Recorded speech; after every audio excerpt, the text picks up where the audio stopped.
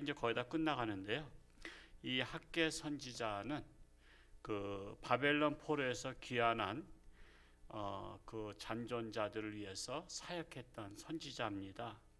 포로 이후의 선지자라고 말할 수 있는데, 이스라엘 백성들이 그렇게도 그리던 고향에 돌아왔지만 옛 시인의 노래처럼 고향은 꿈에 그리던 모습이 아니었습니다.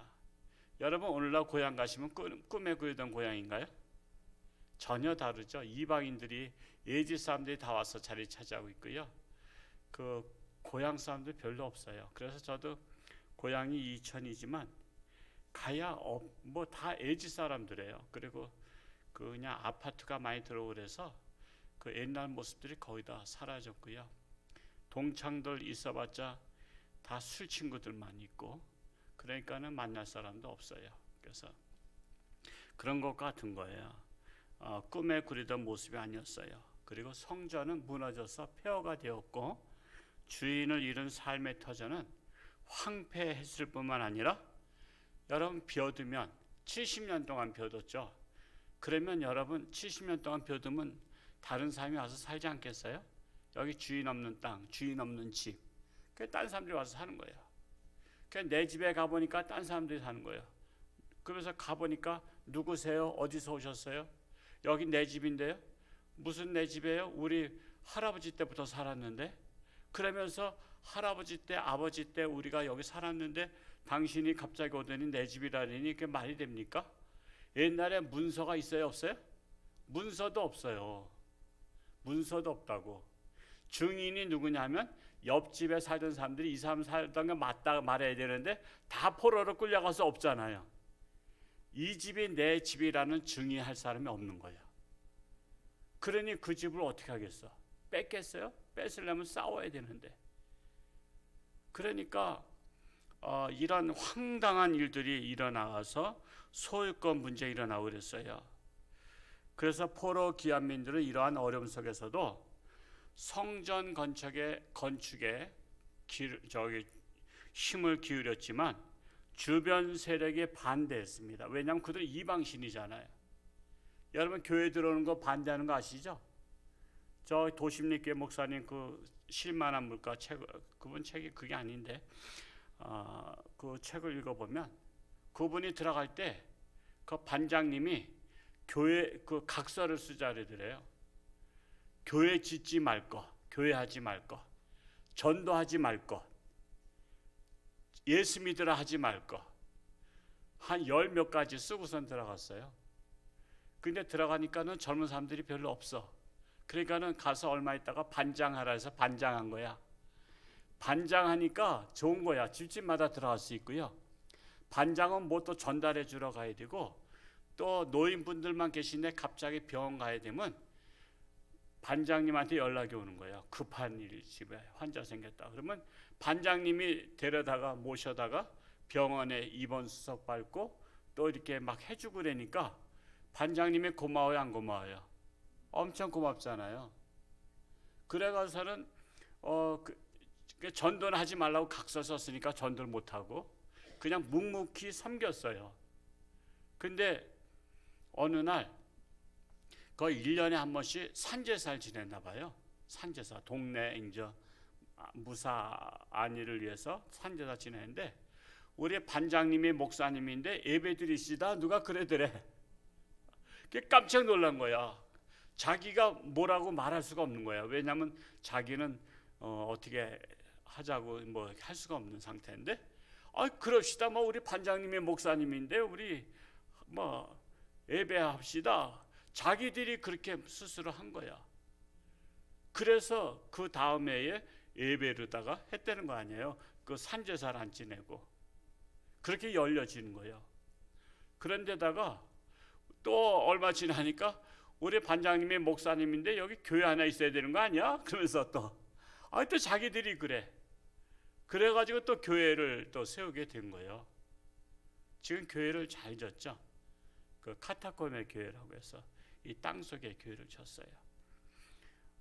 나는 숲이다. 이 카페도 그 안에 좋은 것도 있고 그런데 한번 기회 되면 겸사겸사 한번 가보시기 바랍니다.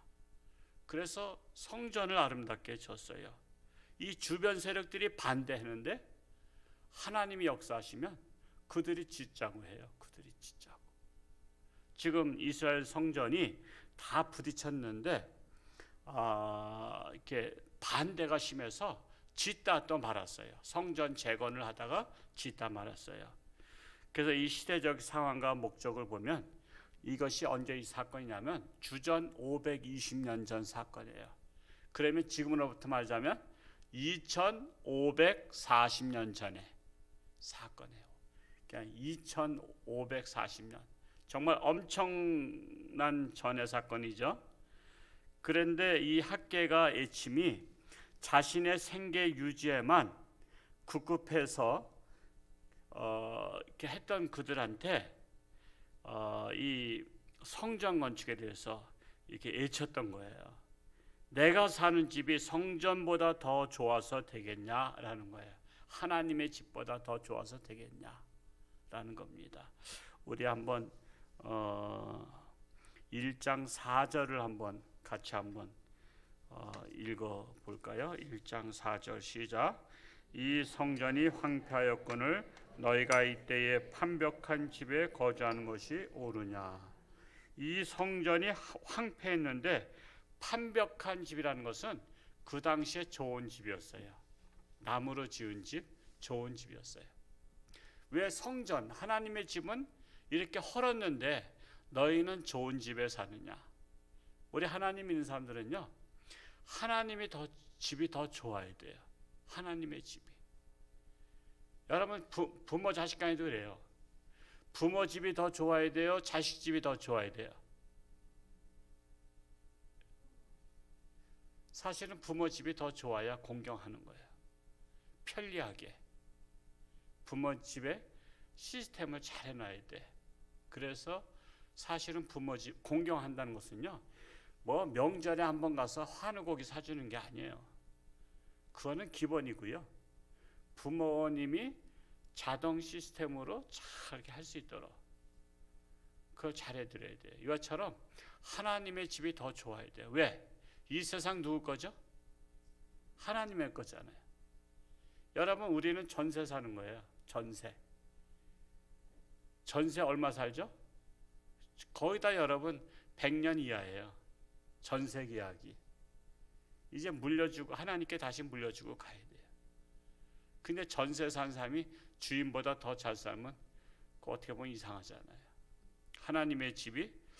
그래서 참 저는 그래도 우리 교계의 한경지 목사님이 북한에서 6.25 때 내려오셔가지고 6.25 전에 내려오셨어요. 1945년도에 해방되고 기독교를 핍박하니까 더 이상 살 수 없다. 그래서 목사님이 남한으로 탈출하자. 그때는 38선이 이렇게 철조망이 완벽하지 않았거든요. 경계선만 있었어요. 경계선. 그리고 여기 38선. 그러니까는 그 안내한 사람이 있어요. 브로커죠. 브로커. 남한으로 그 군인들이 없는 지역, 그걸 잘 알기 때문에 캄캄한 밤에 그 27가정인지 27명인지 하여튼 그렇게 27가정인 것 같아요. 그냥 개나리 보찜 다 메고서 밤에 넘어왔어요. 그러니까 그분들이 땅 문서 뭐 다 가지고 내려온 거죠. 왜? 완전히 남한 가서 살 생각했으니까. 그랬는데 그래서 처음엔 다 그때 천막 치고 살았죠. 그때는 천막 세대입니다. 천막 치고 살던 시대입니다. 그 당시에는. 그러니까는 한경지 목사님께서 제안을 한 거예요.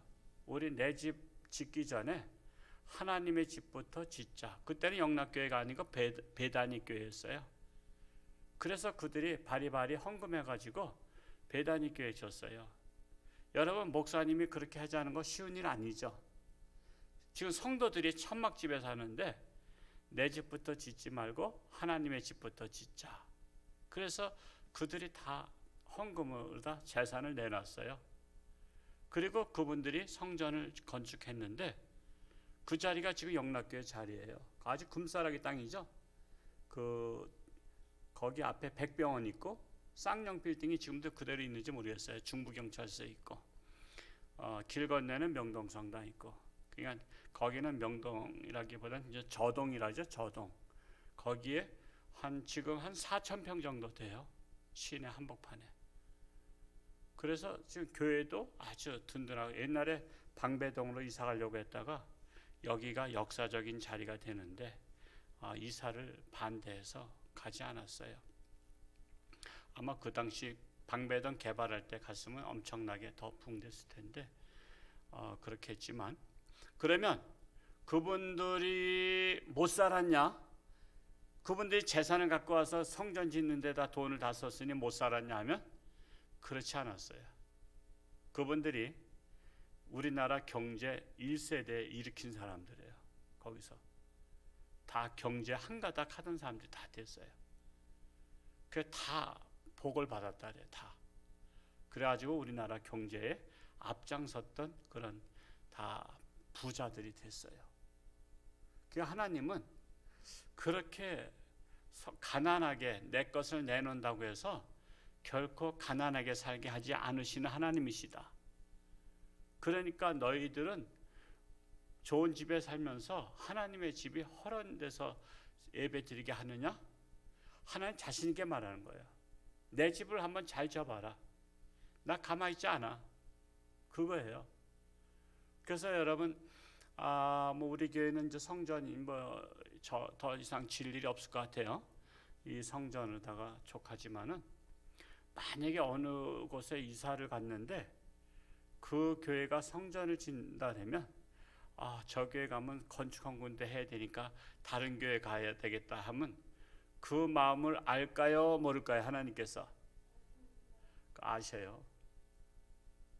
그러면 복 받긴 틀린 거야.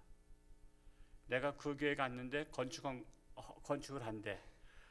그러면 하나님께서 나에게 복을 주시려고 이렇게 예비하셨구나 하고 내가 힘 잘한 대로 하면 되는 거야.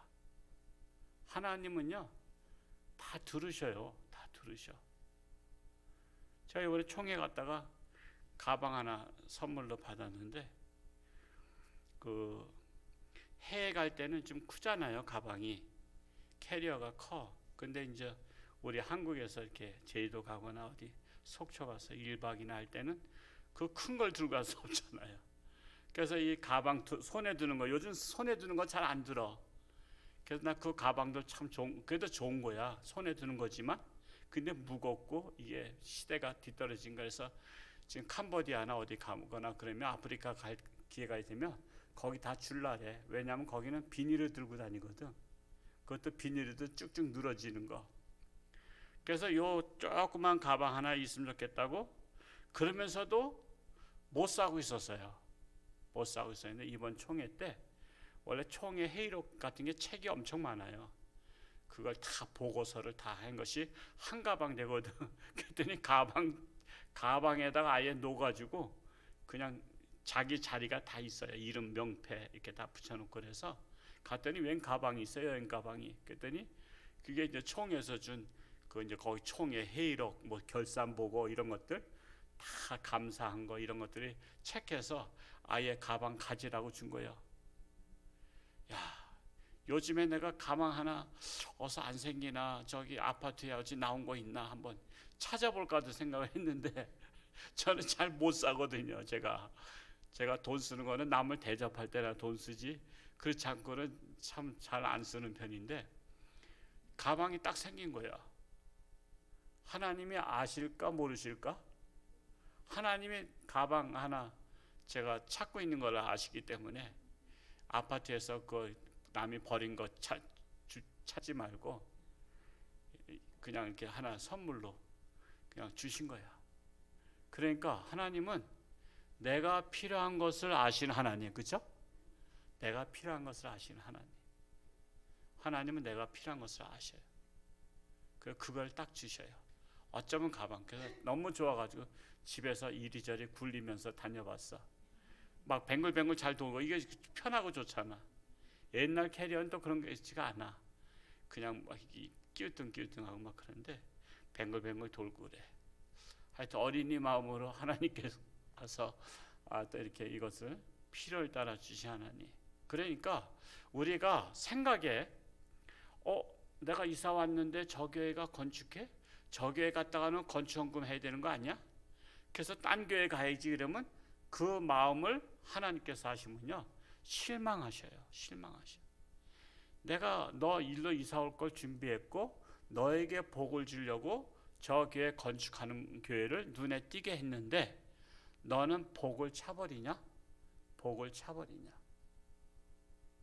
그 이후로 복 받기 힘들어요. 왜냐하면 하나님은 중심을 아시거든.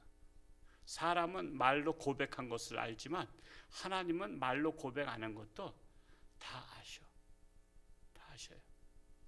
그러니까 그런 교회 이사를 갔을 때 나오면 여러분 집 앞에 그런 성전 건축하는 교회가 있으면 거기를 꼭 등록하세요. 그리고 여러분의 형편에 맞게 하세요. 하나님은 그거 그냥 내버려 두지 않아요. 이번에 그 일산 한서만 교회 옆에 그 일산 그 거룩한 빛 광성교회가 길 건너 있더라고. 그 목사님 은퇴하셨지만 그분 얘기도 들어봤는데 그 성전 건축할 때 그 아버지가 그 잘 살지 못했어요. 그 집은. 근데 집을 팔아서 건축헌금으로 놓았어. 그러니까 갈 자리가 없잖아. 여러분 헌금에도요 다 누울 자리 다 보고 헌금하잖아요. 우리가 상식적으로. 근데 그 아버지는 아예 집을 팔아서 건축헌금 내고서는 갈 자리가 없어서 교회 사찰 집사로 들어갔대. 교회 안에 되게 이제 뒤에다가 이제 이렇게 집을 져가지고 이제 사찰 집사 살게 하고 교회 지키게 했는데 사찰 집사로 들어가서 아버지가 늘 교회 청소하고 그럴 때 아들이 아버지 청소하는 거 보고 그냥 뛰어놀 수 있어요? 그러니까 같이 빗자루 들고 교회 청소하고 같이 걸레질하고 닦고 했던 분이 그 정성진 목사님이야. 근데 그분이 일산 광성교회 하실 때 저기 서울의 풍납동에 있는 광성교회가 11억인가 교회를 해줬어요. 교회를 해주고 또 본인이 조금 더 이렇게 해서 완전 성전 건축을 했는데 그러고 나서 그 교회가 10,000명이 넘는 교회가 됐잖아요. 10,000명이 넘는 교회가. 하나님께서 보상해줬어요? 안 해줬어요? 다 해준 거예요. 다 해준 거예요. 하나님께서 그 보상 그 아들한테 다 해준 거예요. 제가 다녔던 교회가 관리교회라고 시골에 그 초가집이었어요.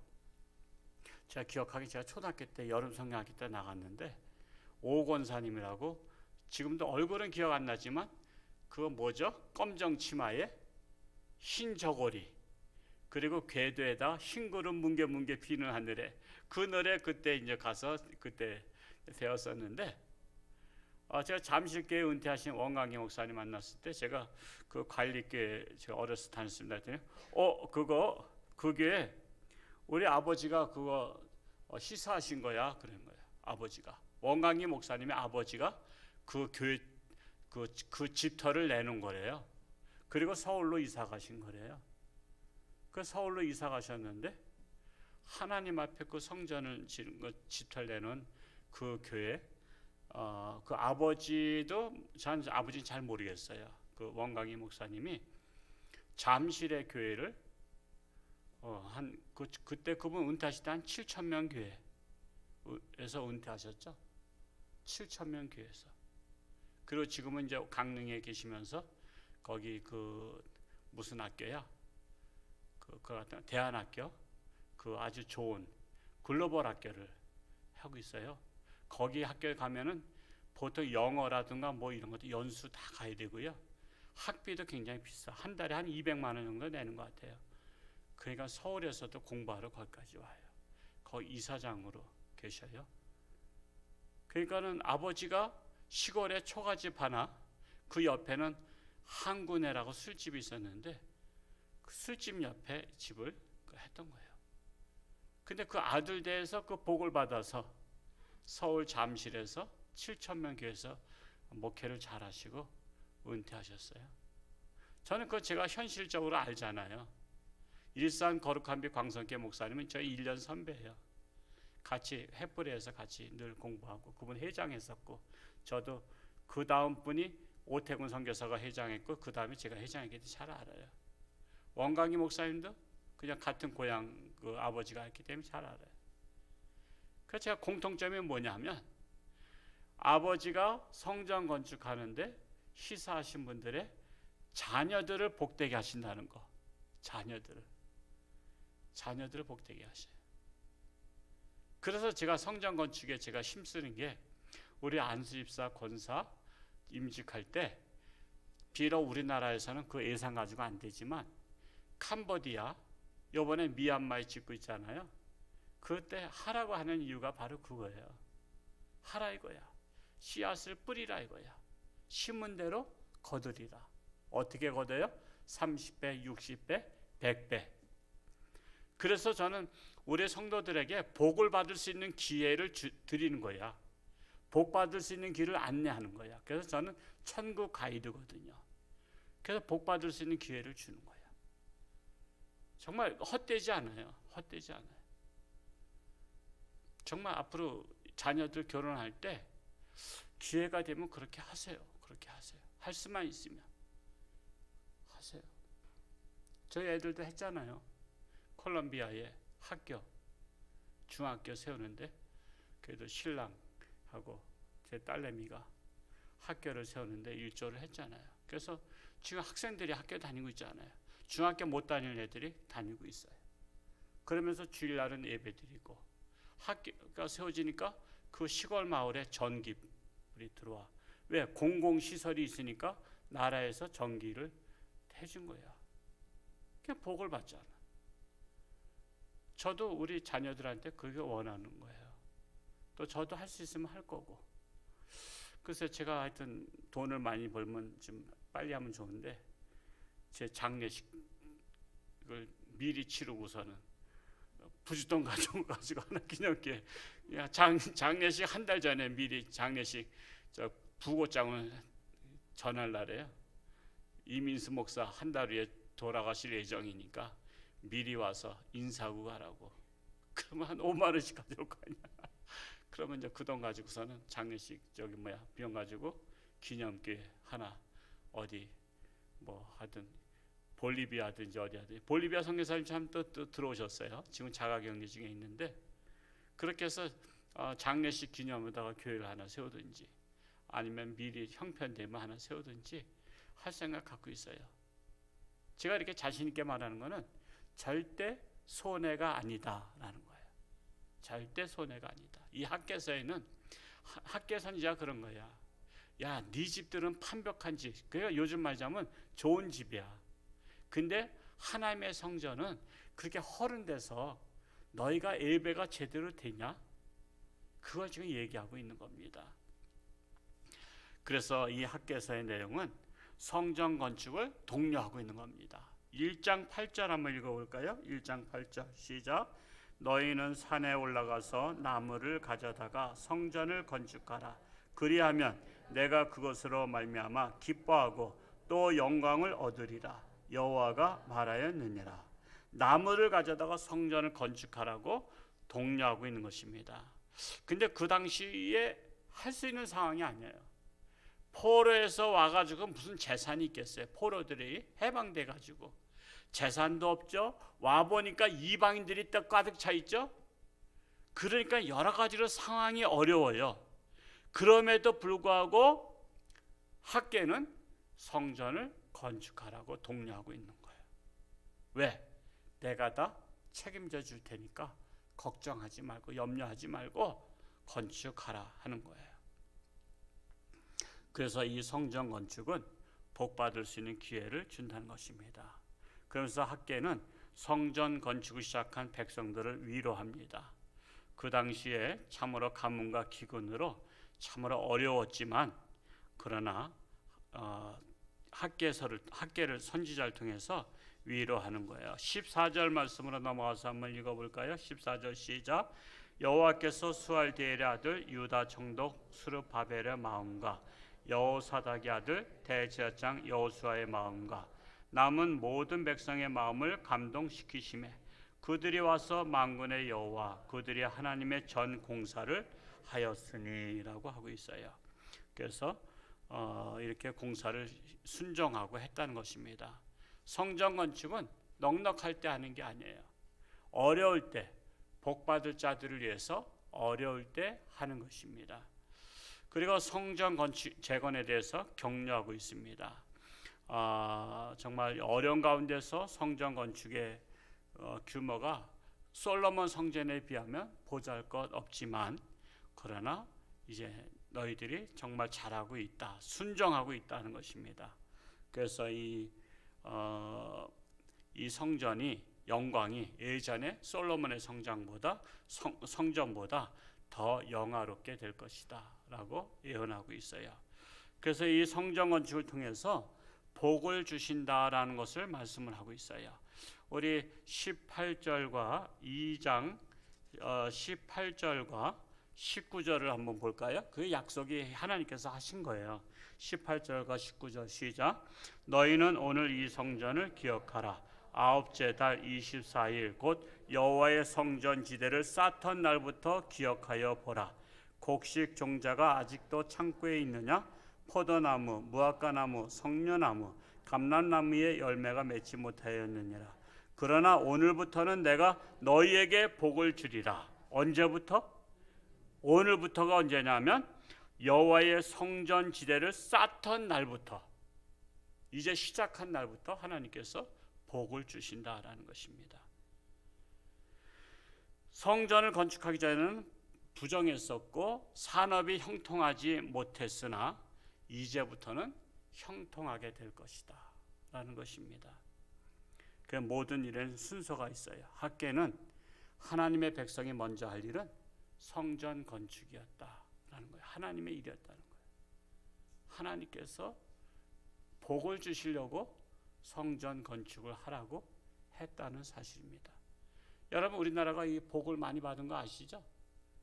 여러분, 우리나라 사람들이요, 기독교인들이 어디 가거나 이민 가면 뭐부터 하는지 아세요? 교회부터 세운대요. 교회부터 가면 교회부터 세워. 우리나라 사람들은요, 어디 가면 교회부터 세워요. 그래서 섬에도 다 교회 있죠? 다 교회부터 세우면서 사실은 복을 받은 거예요. 복을 받아. 우리나라처럼 이렇게 기적적으로 별로 없어요. 우리나라가 수출할 만한 것이. 제가 아프리카를 가보아서 그 탄자니아, 케냐, 이디오피아 그 나라들을 돌아보면서 이 나라들이 과연 100년 후에 우리나라 따라올까? 못 따라와요. 저는 예언하건대 못 따라와. 농사도 안 되죠. 산업화 기반이 없어요. 여러분, 자동차 생산하는 나라 있는 나라가 이렇게 몇 개 안 돼요. 우리나라 삼성, 현대 이렇게 있잖아요. 여러분, 그런 나라 없어요. 그래서 중고차가 5천만 원 간다는 거예요. 중고차가 수입해서. 그러니까는 참 재밌어. 동남아 가도요, 이 봉고차가 있는데 속셈학원이라고 써 있어. 근데 또 저기 버마에는 저기 어느 교회 버스인데, 어느 교회인데 거기다 스님들이 스님들이 그거 타고 다녀. 그러니까 외국 사람들은 다 외국어니까 몰라. 근데 우리 딱 보면 저게 어느 교회가 중고차로 팔았는데, 그게 버마가 어디야? 미얀마.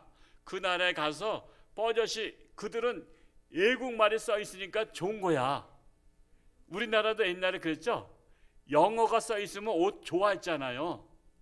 근데 그게 영어가 무슨 말인지도 모르고 무조건 좋아했어. 그것처럼 거기에다가 외국어로다가 써 있으니까 이게 어느 교회 이렇게 써 있는데, 거기는 미얀마는 불교 나라니까 스님들이 다 가득 차가지고 왔다 갔다 하는 거야. 그러니까 한국 사람은 아는 거야. 야, 저거 교회 차인데 스님들이 다 타고 다니네. 그래서 근데 이제 그들은 그게 이제 한국말 무슨 말인지 모르니까 그냥 버스니까 이거 애국차다. 그래서 우리나라도 예제 하면 좋아하잖아요. 벤츠라든가 예제차 하면 좋아하듯이 그들도 똑같아.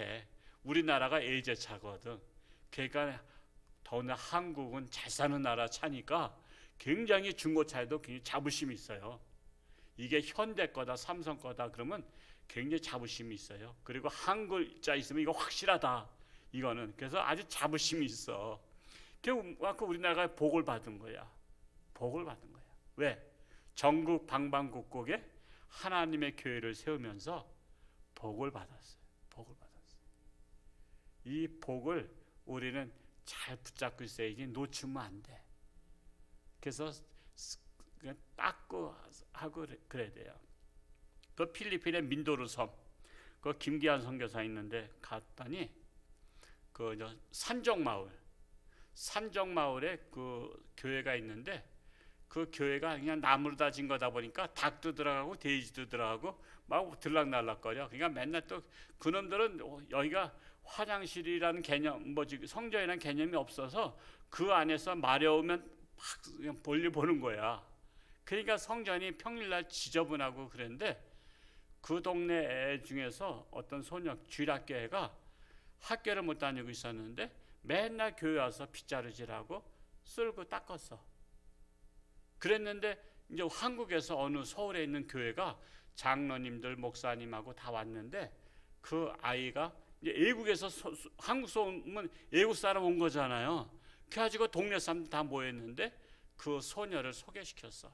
이 소녀가 매일 주일학교 다니는데 이렇게 성전을 깨끗이 닦으란다고. 그러니까 장로님 중에서 한 분이 감동받아서 얘가 학교를 못 다니고 있다니까 대학교 졸업할 때까지 내가 학비 대주겠다. 그래가지고 졸지에 맨날 성전 닦고 하다가 대학교 시내로 나가야 되잖아. 그러니까 자치 비용까지 해서 내가 책임지겠습니다. 그래서 간호사가 꿈이라 했어요. 그 학생이. 간호사가 될 때까지 내가 뒷받침하겠다. 그러니까 동네 소문나서 안 났어. 소문나니까 그 학교 안 다니는 애들이 너도 나도 와서 성전 맨날 닦고 있는 거야. 근데 그게 아무한테나 기회가 있는 거 아니죠. 그들은 목적을 가지고 하는 거 아니야. 언제 또 한국서 들어와가지고 나를 좀 발닦게 해서 나를 좀 대학교에 보낼까? 이 생각 가지고 하는 소녀들과 이 아이는 주일학교 다니면서 하나님을 사랑하는 마음으로 하라 마라 하기도 전에 그냥 알아서 늘 성전을 쓸고 닦고 하는 거야. 하나님이 그걸 보신 거야. 그래서 그 소녀를 지금 뭐 대학교 들어가서 그게 이제 수년 전의 일인데 대학교 들어가서 지금 마닐라에서 지금 대학교 다니고 있다. 이 간증을 하더라고. 그러니까 내가 감동을 받았어요. 그래서 그런 기회가 있으면 여러분 이것은 하나님께서 나에게 복을 주시려고 그 메시지를 하시는구나. 그렇게 해서 그 기회를 놓치지 마세요. 놓치지 마세요. 그 기회를 잡으면 하나님께서는 내 자식 대해서 복의 복을 더하십니다. 이 학계에서는 그걸 지금 말씀하고 있는 거예요. 어려울 때일지라도 하라 이거야. 어려울 때일지라도 하나님이 외면하지 않으신다는 거예요. 다 채워주신다는 거예요. 복을 주시려고 하신다는 거예요. 그것을 말씀하고 있습니다. 기도하겠습니다. 하나님 아버지 감사합니다. 이스라엘 백성들이 포로 생활 70년 만에 돌아왔지만 그들은 가진 것이 별로 없습니다. 그럼에도 불구하고 학계 선지자는 성전 건축을 재건하라고 독려하고 있습니다. 왜? 그들에게 복을 주시려고 하나님께서 요청하신 것입니다. 오늘날에도 성전 건축할 때 우리 인간적으로 부담 갈 때가 많습니다. 그러나 하나님께서는 복을 주시려고 성전을 건축하기도 하신다는 사실입니다.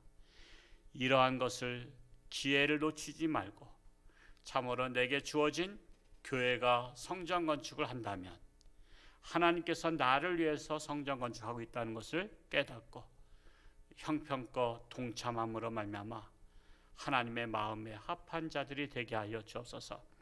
아직도 코로나19로 고통 속에 있습니다. 그럼에도 불구하고 끝까지 정신을 차리고 우리는 할 일을 다 감당함으로 말미암아 늘 건강한 가정, 건강한 직장생활 되게 하여 주옵소서.